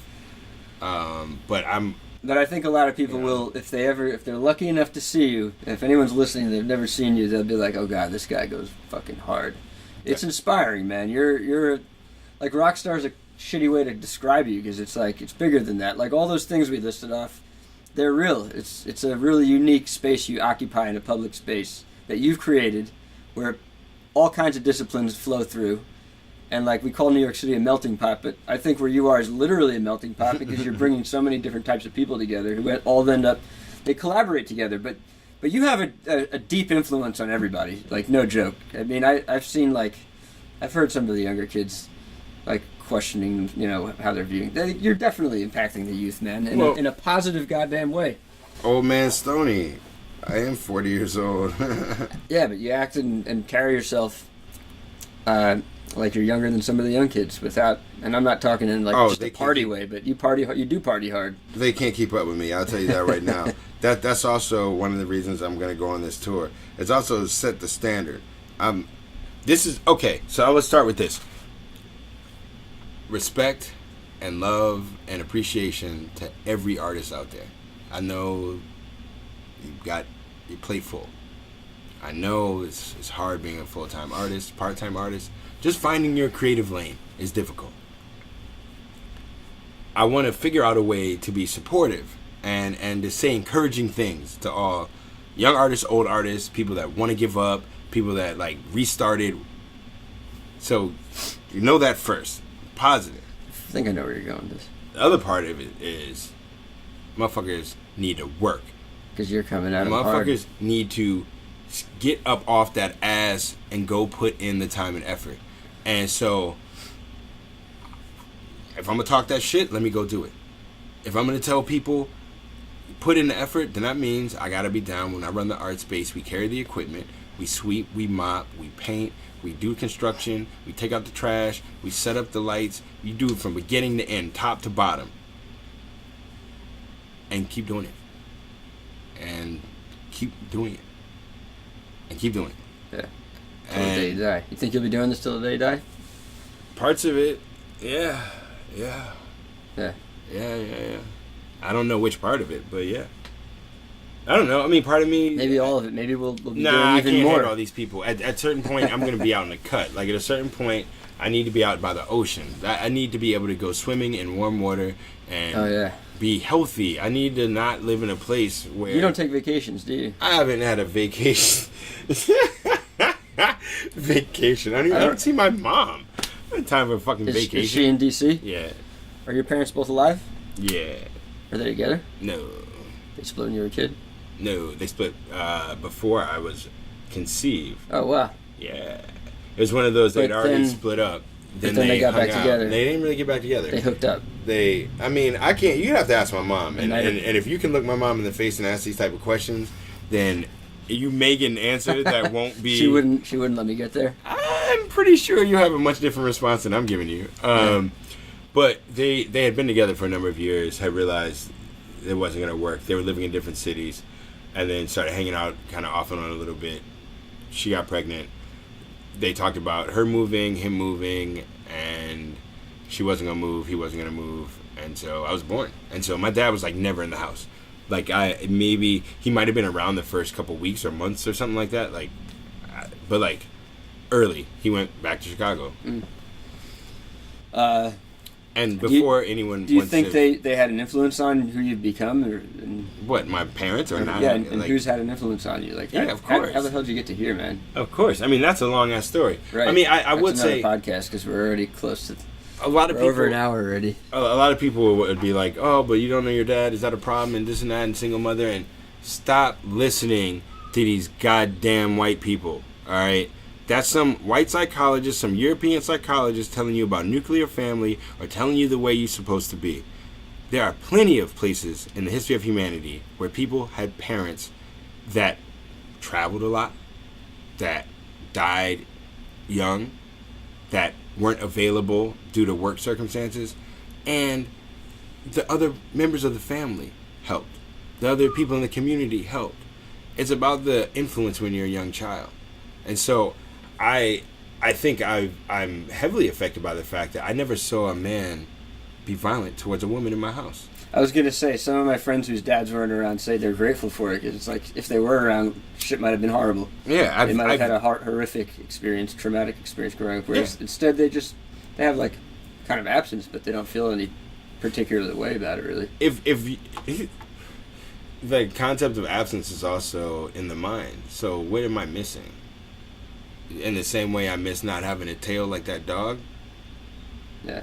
Someone's gonna be like, no, but it's your dad. It's not like a tail. People just be pulling on it all the time. That's just the mind and what people want to believe, and for some people it may be true. I do think it's good to have male influences, in a society where maleness seems to be important to people. So who've been your influences, like my grandfather in your young time? My grandfather was definitely an influence on me. Yeah, and my mom worked in a university, so she had students that either lived in the house, like in the basement, or she would hire them kind of as like a babysitter thing, but they weren't really babysitters. They would just take me around campus and stuff like that.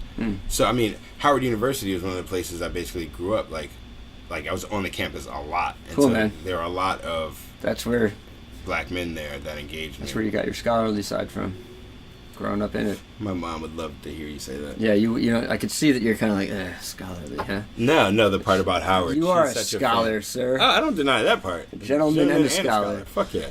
And a wizard, and a couple other things that we're just going to not say. She would just be happy about the Howard University part. She was like, you have to get at least one degree from there. And so after I finished college at Morehouse, and I was going to Columbia for grad school, she's like, all right, so what degree are you getting from Howard? And I'm looking at her like, what?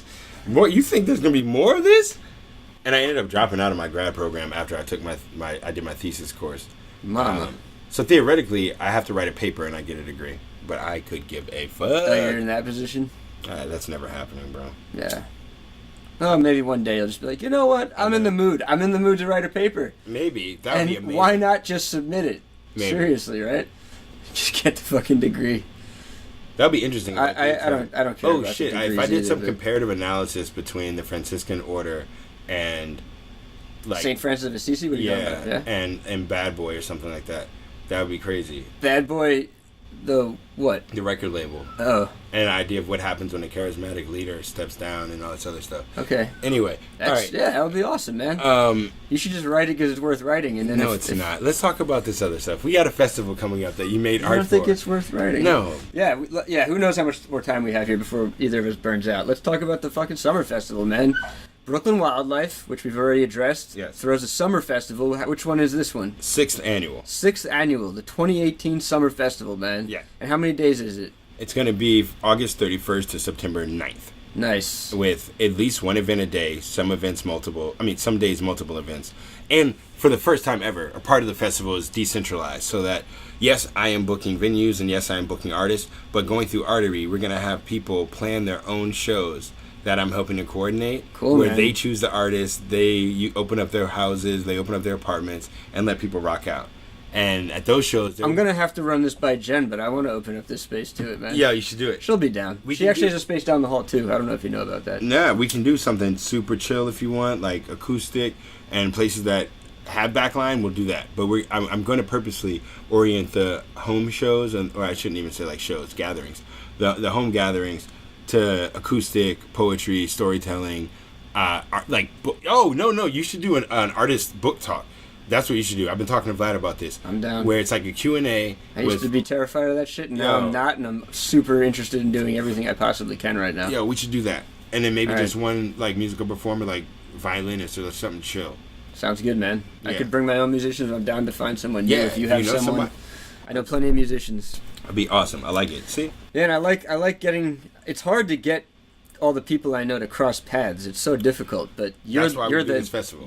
That's why we do the festival. It's the one time you're the wizard of. When you yourself are... You call yourself a crossroads, man. You are a crossroads for a lot of people. Well, it's the folks. Like, the best thing about this festival, we don't have any money. I put up all of it myself. I don't have any money.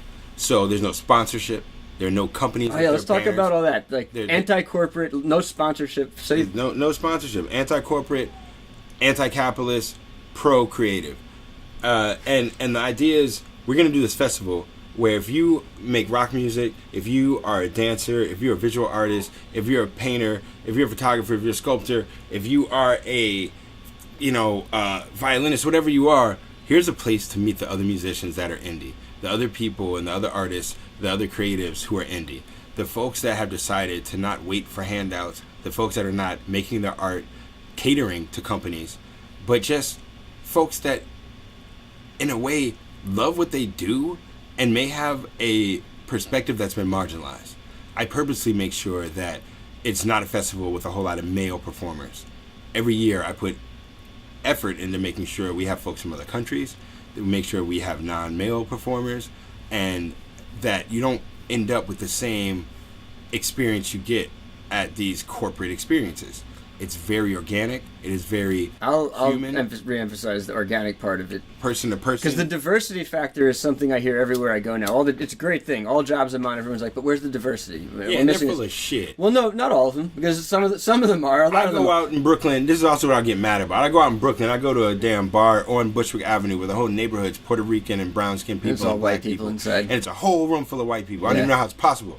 If they don't have a sign that says... Three Diamond... Stop it. I didn't say that. I did not say I'll bleep it out. Don't worry. But they might as well have a sign saying no Negroes allowed. Would you say White Diamond Door? You didn't say it. I didn't say any of that. Chris would never say anything like that. No, I'm dead serious. I've never been to that place. I'm not. I said on Bushwick Avenue. You did. So you did. I'm putting words in his mouth. Yeah, let it be said on the record.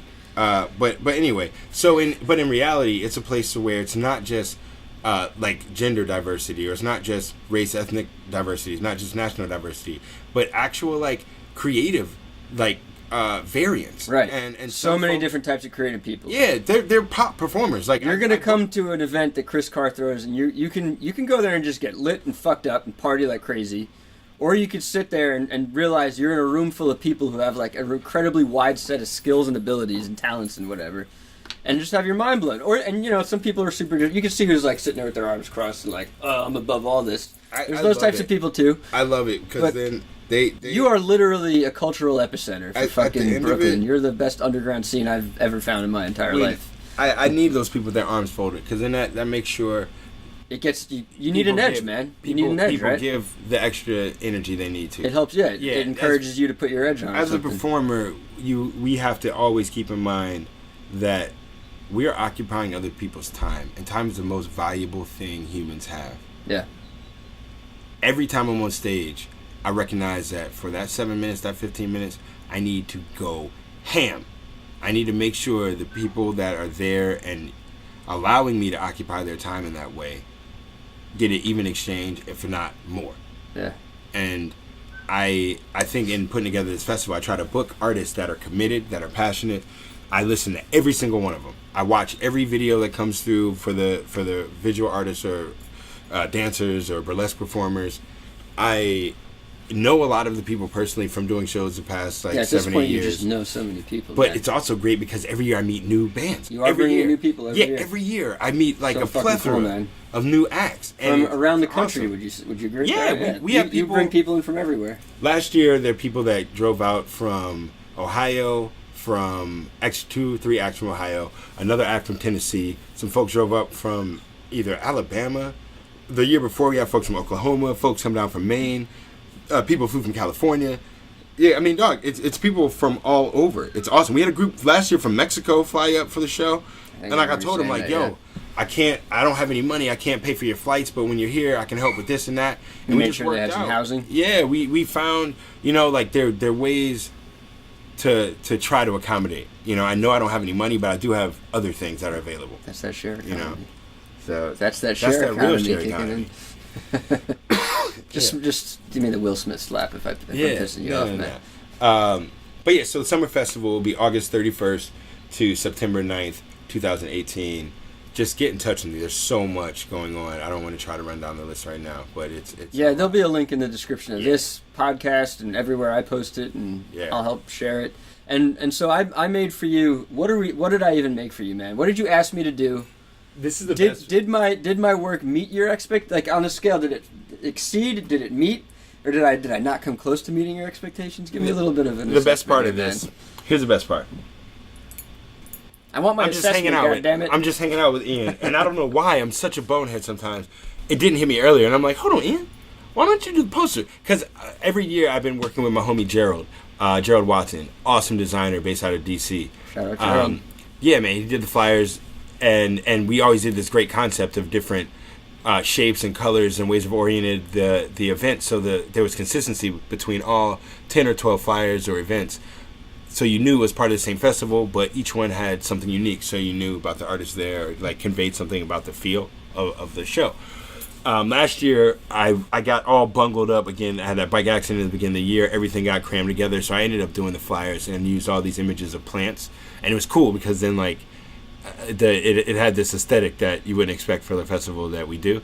But this year I was like, man, I want more like a handmade flyer. I want to go like more not retro, but the principle of why people used to make their own art. And so I had that personality. Would you say like even like a punk art, or just like the handmade, almost, just like make it like jamming it together with whatever you got. Ink drawing and not affordable supplies. Not using templates, not using cutouts, not using stencils, not using rulers and like architecture equipment. I used some of that in this. I know. Tell you. No, but that's. But no, look. You'll see if I were to show you can see in the time lapse, I got a ruler, but it's really just to make lines across I'm like a talking building, about, Like when I've been working with designers, everything is almost done by math. Right. They're not going with the hand. They're not going with the pen style. They're not going with their emotion. They're not going with. They looked up a tutorial that said, "This is how you make a gradient. This is how you do this." I've had a lot of training in art, and like my approach is definitely like I'm not holding my thumb up to this thing. I'm not measuring shit. It's really like an immediate like just focus as hard as you fucking can, and just do it. Don't try to overthink it. And I bring rulers and like architectural stuff because sometimes it's really nice to get like a sharp fucking line, and make sure your perspective line is actually accurate. Or a circle, just make a perfect circle. That there's something to be said for that too.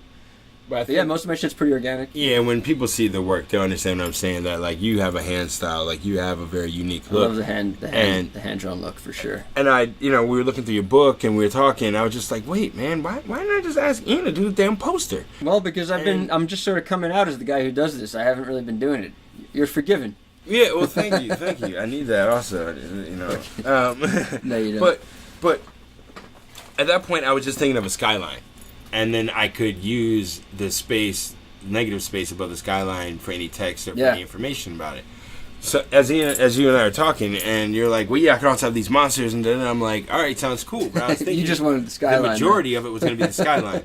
So then we have a nice little event. Ian is excited and exuberant, and is like, yo, I'm gonna do this tomorrow. I'm gonna wake up. I'm gonna do it. This is gonna be the best shit ever. I'm gonna crank this out. Did I say all that? You went ham, bro. Like it was like at a certain point, it was the fourth different time you told me how it was gonna be the greatest thing you ever did. Oh God, I was that drunk. I didn't say all that. I'm just saying you were exuberant. You were excited. It was O'Henny's birthday, and I've been on a juice cleanse and a diet, and I haven't been drinking or doing anything for like months. Yo, I was like, I'm gonna have fun at O'Henny's party. I drank and smoked like crazy. You I was had fun, fucking bro. super drunk and high. It was like 4 a.m. at that point. Yes, and so I'm like, the reality of it is I wake up the next morning. I don't get started until the sun goes down. Yeah, I text you. I've been on the burning the midnight oil schedule since then. I've been pulling all nighters and waking up for the sunrise every night since that night. It's good because then I hit you up. I'm like, yo, is it gonna happen? You're like, yeah, I'm gonna get on it tonight and work. And so I'm a man of my word, man. I get my shit done. You did it. Yeah. And when you sent me the first image, it was the monsters. Then you sent me more images of monsters. You were like, where the fuck is the skyline? I forgot the skyline, though. Oh, No. Good. I was sitting there I thought, I was imagining you like, is he not going to do the skyline? No, I was so bugged out. Like, oh, shit, we've never had anything like this. And I've always strayed away from human form in these designs and flyers. The first year, we had an illustrator do it. Actually, I fact-checked myself. The first year we did it, my friend Stylo helped with the artwork, and she was an illustrator. And when we first thought of it, she was going to do human figures that had a little extra on it. And we were like, no, do animals. I don't want anyone thinking a race, class, gender, nationality is more important here. Make it like all the animals out of the zoo, but add mythical animals, because I don't want it to be like, yeah, man. Boring. I only scratched the surface of what like Brooklyn wildlife could be to me. Like when I envision what it could look like, it's like like animals. It's like a free reign to draw every animal in any wild way you want. And we threw in centaurs, we threw in unicorns, we threw in griffins. So it was mythical. It's like, this is some fantasy world shit. I gotta see that. The problem is people didn't understand we're doing a music festival. People were like, what is this? You think they'll understand that with this? Yes, because this style is almost like punk rock aesthetic, but not retro. It's not going back to anything, but it's the principle, the detail and the line work and the purposefulness takes it out of punk. It's not lowbrow. This is high-end illustration work. But the way it's presented and with some of the writing and the, I think, perspective and how the figures are distorted and kind of morphed, it takes it out of, here's your pretty illustration, here's your, I'm so good, here's your photorealistic, let me show you what your hand looks like. No, it makes you like, whoa, what's happening here? And it's so much going on that I can now make panels and do, yeah, you saw I gave you everything separate. You could design, you give it to a designer and do 1,000 different things. Like, here, check it out. But these are awesome, man. I started making all these things so that you can just drop in the information there. Exactly. You already have a bunch of stuff to choose from. But no, this is amazing. I don't feel like I've made a finished piece yet to me. So that's something I'm still like, so how are we going to wrap this up? But I'm not worried. We'll figure it out. Either you'll do it or I'll do it, or I'm fine if you want to let someone else do it. I can't wait to see it. Man, I just want to say a couple of quick things, too. Like, where I'm at in life right now, my life has been falling apart. I got this puppy, and it made it even harder and made my life really fall apart. So, like, now I'm trying to put my life back together. Like, how am I going to, like, I still want to do all these things I've always wanted to do. How am I going to do it when I have almost no time to do these things? And so on top of all those problems, I'm back to, like, training. I want to be a sick fucking artist. I kind of gave up on the art for a while. I always say that. I didn't give up on it, but I was making videos more than I was drawing. So now, like, every day I'm training hard. Like, I think of it as, like, an Olympic thing. Like, I'm training with my drawing as hard as I fucking can. Because I want to be able to draw anything from my head. That's the dream. That's the thing that, the holy grail, from my perspective. If I could ever get that, I'll be a super superhuman, you know. But I'm not really there. But with this, I really wanted to make you happy, man. I wanted to blow you out of the water. So like, it forced me to like. I like the fact that you left it pretty open. There were like some specific requests, but it wasn't like you weren't like down my throat with thumbnails and requests. And I was super inspired. And I went at it hard, man. I feel like I did some really great stuff, and I pushed myself into some new territory. And it's kind of from the imagination, you know. I had some photo reference out for it. I was looking at animals and stuff, but it's pretty much from my head and looking in the mirror and stuff, you know. Well, and looking out my window at the landscape. It's like the cityscape I drew you is like, it's not quite my view, but it's kind of my view. Minus Manhattan in the background. So if I don't get a chance to say it at another point, I want to make sure I say it now. It's phenomenal. Like, literally, when I first saw it and I opened up, I was talking to Melissa, and I was like, what the fuck? And I'm just going through looking at it. I'm like, what? And when you sent me the final images, I literally was just sitting there blown away. And almost, the color ones are so intense for me. Like, they're so visceral, it almost looks like they're bleeding, that I couldn't, like, handle it. Oh, the one where it's all red. It's, like, so good. I mean, I don't know. So that's not a problem. It's the right look for it, but it's not. I mean, but that's what I'm saying. That like visceral gets people's attention. That's what you want, right? Yeah, and so it's given me a much bigger idea of like we need to be projecting stuff during the festival at the different events. We can make little car. I mean, there's so much we can do with some of this work, man. It looks. Did fresh you see as that hell. one yet? I didn't see that one. It looks fresh as hell. There's just like a lot of simple little things that we can be pushing this out in 100 different ways. But yeah, but that I also like that idea of having so much material and being able to kind of customize some of the flyers, be able to have general flyers, be able to, you know, and just all the next 2 months I'm going ham. July, Yeah. like I'm going like I have 2 months to let everybody know about this shit. Yeah, we got to talk about what I can do and we're going out in public. what I'm willing to do, of course, too. But You gotta like, go in public. You gotta Yeah. take it to the people. well, I'm down with that. I mean, like literally, like, what are we printing? How are we printing it? How much? Yeah. That kind of shit. And, I have a when are flyer. these designs done? And like, are you happy with, like, literally happy with them enough to call them done? So that's what we got to figure out. If you don't still, make but anything else, I am totally happy. If you keep working on stuff. I don't think I'm making anything else, but won't I'm stop. down to keep designing and like tweaking Yeah. the design a little bit. But I'm not creating any more assets Yeah. for it, even though I wish I could. Like, it kills me. Like, when I was done with that drawing, I was That's like, oh insane. shit! Like, when you reach those levels, when I do those drawings, it's like that's when I'm finally moving and We gotta- cooking, you know. And then like I have to wait another 5 days or 10 days or whatever before I could sit down and do a drawing like that Bro, again. It frustrates the shit out of me, You man. gotta. All right, so I gotta go. I have a comedy show to go. Yeah. Help run, but At Gamba Forest? yes, I gone before us. We're doing a show with Takunle and Abe called Crybaby. Nice. But literally, we have to have prints for these available at the show. These are so off the hook, yeah, we do, right? and do like different. Yeah, I got You a want- whole idea. We Yeah, won't we'll do that right figure now. it out. Let's close out. Yeah, what's the closing, man? I want you to tell what advice do you give to young people who, you know, or anybody really? What advice do you if you don't feel like giving advice? Sometimes I don't feel like giving I advice. don't know. To any young person, I would say just find your truth, find your reality, find your form of expression that fits you properly, and be honest to it, be true to it. Try to be as authentic as possible. You're going to be the person that has to deal with the repercussions of the decisions you make when it comes to making money and having resources, when it comes to getting your work out, when it comes to the content of that work. That's for you to decide. But be honest to yourself about those things. We already kind of talked about what's going on next. You Going to gotta California. Next, going to follow California. up with Going this to guy, California. man. Hit him up, give him a place to perform, or just come out and Yep. find him, How watch can him do people his thing. find me? Come see me in person. My name is Chris Carr on Facebook. Christoph Carr on any Instagram, Twitter, anything like that. bkwildlife. Brooklyn Wildlife is how you can find me also. And You have to follow this guy. You have to see me in person. He's though. not just entertaining; he's enlightening. And you want to. And if you're a musician, especially in New York City, you want to perform in this guy's arena. Oh yeah, let's get it popping. So shout out to the Summer Festival, man. Say those dates one more time. August 31st to September 9th. We open up the show at Transpicos. We open up the festival at Transpicos.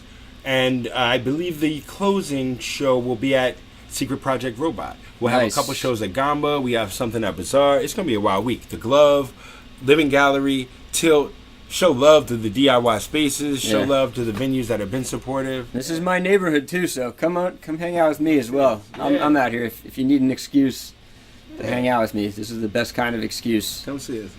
All right. Word, man. Yeah, thank you for coming here. I know you're busy. I know I'm out. It's an honor to catch you like this, man. Fuck yeah. I'm catching the wildlife. The lightning in the bottle. And that concludes episode 2 of the Short, Bald, and Angry podcast. If you listened to the whole thing, thank you. Please take a little extra time to subscribe, comment, and also please donate to me on Patreon. All links are in the description. I want to say thank you to Chris Carr for joining me on this episode. At the time of posting this podcast, the festival lineup is not totally complete. So check back in, follow me, Chris, and Brooklyn Wildlife for updates. But mark your calendars and join us August 31st to September 9th. Until next time, keep your head up and enjoy the rest of your week. Adios.